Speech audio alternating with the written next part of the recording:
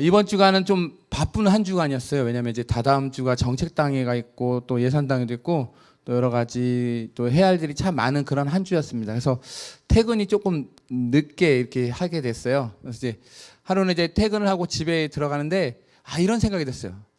저희 집 막내가 항상 얘기하는 게 아빠 아이스크림 먹고 싶어요. 이게 생각이 나는 거예요. 근데 이제 그날따라 이제 좀 늦게 들어갔거든요. 들어가다가 생각이 났어요. 어제 며칠 전에 이제 막내 예인이가 한번 사진 한번 띄워주세요. 예인이가 아이스크림 사달라고 했지. 그래서 생각이 나서 우리 여기 잘 아시는 무인 코너 우성 아파트 앞에 있는 무인 아이스크림 가게 가서 저 셀렉션 하나 샀어요. 다른 거 사면 애들이 좀 못 먹는데 이 셀렉션은 초코맛 5개, 딸기맛 5개서 그냥 이렇게 먹기가 참 쉬워요. 우리 청장년부 참고하세요. 네, 저도 좋아해요. 셀렉션 이거 사가지고 갔어요. 근데 띵동 누르기 전에 우린 도어로 가죠. 와 그러면서 누가 반기면서 나와요. 첫째도 아니고 둘째도 아니고 셋째도 아니고 막내 예인이가 나와서 아빠다 그랬어요. 아빠 왔다. 아빠 왜 이제 와? 그런 거예요. 아빠 조금 늦었어. 근데 그 말 끝나기가 무섭게 비닐을 본 거죠. 아빠 뭐 사왔어? 괜히 친근한 척. 그래서 아이스크림. 와 언니 오빠 아빠가 아이스크림 사왔다 하고 그런 거예요. 그런데 그 말소리가 끝나기가 무섭게 어디서 안 보이던 애들이 후다닥 막 현관 앞으로 오지만 아빠 다녀오셨어요? 이것도 아니고 우와 아이스크림 먹자 휙 비닐만 낚아채서 가는 거예요. 이런 경험 많으시죠 우리 청년부들? 청년부도 이런 때 있어요. 얼마나 좀 씁쓸해요. 뭐야 아빠를 좀 반겨줘야 되는데 아빠는 반겨주지 않고 아이스크림에 이 시선이 집중되어 있는 것입니다. 마음은 어때요? 와서 좀 아빠 오늘 수고했어요 뭐 이런 거나 아빠 좀 이렇게 좀 챙겨줘야 되는데 마음은 좀 씁쓸했지만 그렇게 또 아이스크림 좋아하는 그 아이의 모습에 웃음이 저절로 이렇게 나왔습니다. 우리는 누군가로부터 선물을 받거나 혹은 은혜를 입을 때 감사를 표시를 합니다. 우리를 낳아주시고 길러주신 부모에게 감사하는 것은 당연하지만 우리를 구원해 주시고 늘 언제나 우리와 함께 하시고 지켜주시고 인도해 주시는 그 하나님에게도 우리는 더 감사해야 할 줄로 믿습니다. 오늘은 여러분이 앞에다 이렇게 보시다시피 풍성한 과일들이 있습니다. 오늘 교회는 추수감사주일로 지키는데요.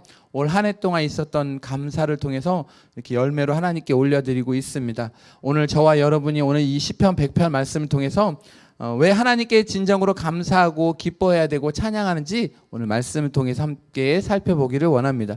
먼저 우리가 하나님께 감사해야 하는 이유가 뭘까? 그것은 하나님께서 우리를 지으셨기 때문입니다. 우리 3절 말씀인데요. 우리 몇 명 안 되지만 몇 명 더 있는 것처럼 큰 소리로 함께 읽겠습니다. 시작. 여호와가 우리 하나님이신 줄 너희는 알지어다. 그는 우리를 지으시니요 우리는 그의 것이니 그의 백성이요 그의 기르시는 양이로다. 아멘. 오늘 이 3절 말씀에 보면요. 하나님과 우리와의 관계를 5가지로 이야기하고 있습니다. 우리 하나님, 우리를 지으시니 그의 것, 그의 백성, 그의 기르시는 양. 하나님은 우리를 지으신 분이십니다. 하나님은 우리의 창조주 되십니다. 또한 우리는 하나님의 것입니다. 나를 지으셨을 뿐만이 아니라 나의 주인 되어주시는 분이 바로 하나님이셨습니다. 우리를 만들어 놓고 그냥 버리거나 다른 사람에게 준 것이 아닙니다. 우리는 하나님의 것입니다. 또한 우리는 하나님의 백성입니다. 우리가 하나님의 백성이라는 것은 어떤 의미를 가리킬까요? 그것은 왕 대신 하나님의 통치와 보호하심을 받는 것을 의미합니다. 이것은 우리가 어떻게 살아야 할지를 보여줍니다. 그런데 하나님께서 우리에게 기대하시고 고대하는 것이 있습니다. 그것은 다름이 아니라 바로 감사하는 것입니다. 하나님은 하나님의 백성에게 감사를 기대하고 계십니다. 목자 되신 하나님께서 그가 기르시는 양떼인 우리에게 기대하고 바라는 것 다른 것이 아닙니다. 바로 감사하는 것입니다. 역대상 16장 8절은 이렇게 말합니다. 너희는 여호와께 감사하며 그의 이름을 불러 아뢰며 그가 행하신 일을 만민 중에 알릴지어다. 또 16장 34절에 보면 여호와께 감사하라. 그는 선하시며 그의 인자심이 영원함이로다 라고 말씀하고 있습니다. 누가복음에 보면 10명의 나병 환자에 대한 이야기가 기록되어 있습니다. 예수님께서 10명의 나병 환자를 고쳐주셨는데 그 중에 이방 여인만 와서 하나님께 감사와 찬양과 경배를 올려드렸습니다. 당연히 모두가 다 와서 감사해야 되지만 그 중에 단 한 사람, 그것도 유대인이 아닌 바로 이방 여인, 이 사마리아 여인이 예수님께 감사하러 온 것입니다. 정말 감사할 줄 알았던 이들이 감사하지 않냐고, 전혀 감사할 줄 몰랐던 이 사마리아 여인이 와서 감사하니까 예수님께서 놀랄 수밖에 없었을 것입니다. 아마도 감사하지 않은 나머지 9명은, 이 유대인들은 감사하지 않을 핑계거리를 아마 찾았을 것입니다. 그것을 변명거리로 삼았을 것입니다. 하나님, 예수님, 아니 대부분의 많은 사람들이 이렇게 병고침을 받았지만 다른 사람도 안 갔기에 제가 안 갔습니다 라는 그런 변명. 또 무엇이 있을까요? 제가 나중에 감사하려고 했지요 라고 하는 그런 변명. 감사를 해야 할 때 변명거리와 핑계거리를 찾아서 감사하지 않는다면 그것은 잘못된 것입니다. 감사는 가장 먼저 해야 합니다. 그 무엇보다도 우린 주님께 감사해야 합니다. 여러분 혹시 이런 이야기 들어보신 적이 있습니까? 감사도 육체의 훈련처럼 훈련되어져야 하는 것입니다. 감사하는 삶을 우리는 계속해서 끊임없이 노력해야 합니다. 여러분 감사에도 달인이 있고 고수가 있습니다. 감사는 자동적으로 생기지 않습니다. 사실 어린 아이들을 보면요, 이 감사란 말이 쉽게 잘 안 나와요. 그냥 아빠 사주세요, 뭐 주세요, 주세요, 주세요, 이거밖에 안 나와요. 그래서 아예 아이들을 할 때 이렇게 감사합니다 해야지, 감사합니다 해야지, 이렇게라서라도 아이들에게 이거 주는 것이 감사한 것인지 다시금 깨닫게 합니다. 그러나 아이가 성장하면서 감사하는 것이 정말 중요한 것을 알게 되고, 감사하는 말과 감사하는 그런 표현을 연마하기 시작하면서 이 아이가 점점 성숙해지는 것입니다. 그래서 감사하며 산다는 것은 그만큼 훌륭하게 성숙해졌음을 의미하는 것입니다. 특별히 감사의 가장 성숙한 단계는 언제일까요? 고난과 어려움, 아주 힘들었을 때 바로 감사하는 것입니다. 그리 아니하실지라도 그런 감사의 삶이 저와 여러분에게 있기를 간절히 축원드립니다. 성숙한 그런 감사의 사람이 될수록 계속해서 우리는 훈련돼야 될 줄로 믿습니다. 혹시 여러분 가운데 나는 하나님의 쓰시기에 별로 적합하지 않아 라고 생각하는 분이 계십니까? 혹시 여러분 가운데 나는 태생의 비천해서 하나님께서 쓰시지 않을 거야 라고 생각하는 분이 계십니까? 성경에 보면요, 야곱을 보세요. 야곱은요 새빨간 거짓말쟁이였어요. 그죠? 형 에서의 축복을 가로챘잖아요. 그죠? 형처럼 여기다 털 이렇게 하고, 목소리는 야곱이었지만 형 모습을 해서 형의 축복을 가로챕니다. 모세는 어땠을까요? 모세, 저는 말을 잘 못합니다. 하나님께서 이스라엘 백성들을 출애굽시켰을 때 나는 입이 뻣뻣해서 어떻게 할 줄 모른다고 그랬어요. 그때 하나님께서 어떻게 하십니까? 너의 동생 아론이 있지 않냐, 동역자를 붙여주셨습니다.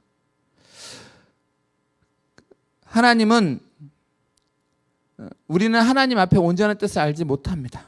하나님의 섭리를 깨달을 수가 없습니다. 그러나 범사에 하나님의 주권을 인정하고 하나님께 감사하며 영광을 돌리는 것이 우린 최고의 믿음임을 잊지 말아야 될 줄로 믿습니다. 하나님께서 행하신 모든 일에 대해 언제나 감사하시고 또 영광 돌리시는 저와 여러분 되시길 우리 주님의 이름으로 축복합니다. 두 번째로 하나님께 감사해야 할 이유가 무엇인가? 우리는 그분의 백성이고 그의 기르시는 양이기 때문입니다.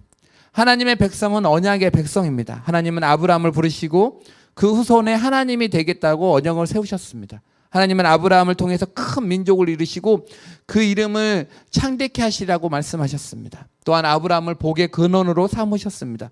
그와 그 후손에 하나님에게 되겠다고 약속하셨습니다. 그래서 아브라함의 후손은 하나님의 특별한 보호하심과 보살핌을 받게 됩니다. 우리가 하나님의 백성이 된 것도 마찬가지입니다. 하나님의 특별한 보호와 하나님의 어떤 보살핌을 받는 그런 존재가 되었음을 우리 잊지 않아야겠습니다. 그러므로 우리는 하나님께 감사하고 찬송해야 합니다. 또한 하나님은 우리를 양으로 삼으셨습니다. 양은 어떠한 존재인가? 아마 수도 없이 많이 들었을 것입니다. 양은 자기를 보호할 수 있는 능력이 아무것도 없는 그런 연약한 동물입니다. 염소와 같은 뿔도 없고요, 그렇다고 뱀과 같은 독도 없습니다. 노루와 같은 긴 다리도 없습니다. 사자와 같은 이빨도 없습니다. 양의 시력은요 3-4m밖에 못 본대요. 그래서 스스로 푸른 초장과 실 많은 물건을 찾아가다가 사자와 늑대의 밥이 되고 맙니다. 하나님께서 저와 여러분을 보실 때 우린 다 양 같은 존재입니다. 우리 스스로는 똑똑하고 굉장히 영향력 있고 그렇게 생각할지 모르지만 하나님이 보실 때는 우리는 그저 힘없고 연약한 양에 불과합니다.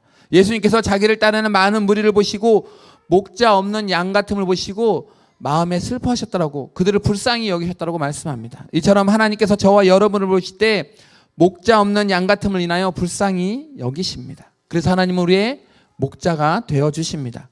다윗은 누구보다도 이 말씀을 너무나 잘 이해하였습니다. 그래서 그는 이렇게 고백합니다. 시편 23편 1절과 2절인데요. 여호와는 나의 목자시니 내게 부족함이 없으리로다. 그가 나를 푸른 풀밭에 누이시며 쉴 만한 물가로 인도하시는도다. 아멘. 다윗은 여호와 하나님을 목자로 모시고 살았기 때문에 늘 부족함이 없다라고 고백합니다. 하나님께서 때를 따라 푸른 풀밭으로 잔잔한 물가로 인도해 주심을 다윗은 고백합니다. 사울에게 쫓기어 사망의 음침한 골짜기를 다닐지라도 그는 해를 두려워하지 않는다라고 고백합니다. 왜냐하면 주의 지팡이가 막대기가 저를 보호해 주시기 때문입니다. 원수의 목전에서 상을 베풀고 기름을 머리에 부으며 기쁨에 잔이 넘칩니다. 사랑하는 청년, 청장년 여러분, 하나님이 다윗의 목자만 되겠습니까? 아닙니다. 저와 여러분의 목자이기도 하십니다. 우리는 어떻게 살아야 할지, 어디로 가야 할지, 문제를 어떻게 해결해야 할지 잘 모릅니다. 항상 갈팡질팡하는 것이 인생입니다.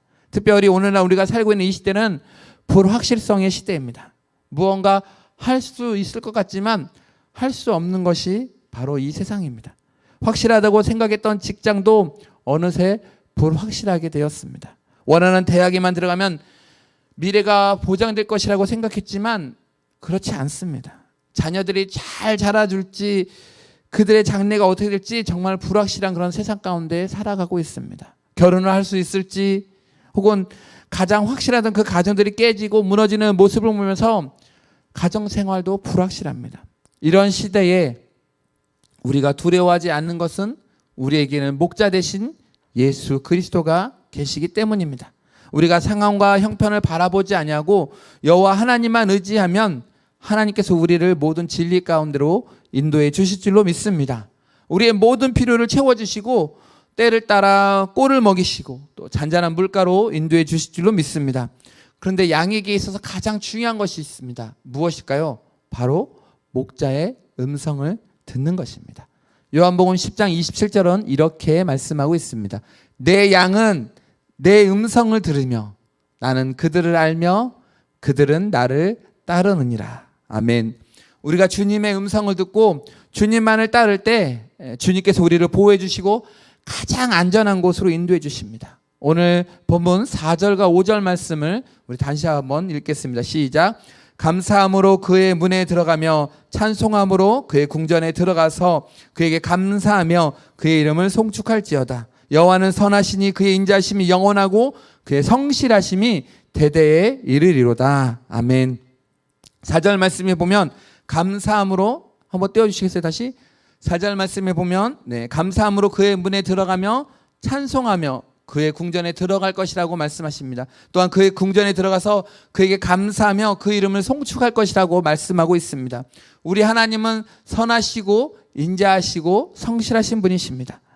우리 하나님은 선하시기 때문에 모든 것을 합력하여 선을 이루시는 분이십니다. 내려도 좋습니다. 선하신 하나님께서 그 지은 자들, 그의 백성, 그의 양들에게 인자하시며 또 그 인자하심이 영원하고 성실하십니다. 또한 그 성실하심이 대대에 이르리라고 말씀하고 있습니다. 그러므로 우리는 감사와 찬송으로 하나님의 전에 들어가서 우린 찬양의 제사를 올려드려야 될 줄로 믿습니다. 감사와 찬송은 하나님의 지성소로 들어가는 문의 열쇠입니다. 그뿐만이 아니라 하나님은 찬송 중에 거하시는 거룩한 그런 주님이십니다. 그러므로 우리가 하나님의 임재를 갈망한다면 우리의 온 마음을 다하여 찬송하고 감사할 때 하나님께서 거기에서 임재해 주시고 우리가 하나님의 임재 안에 들어갈 수 있는 것입니다.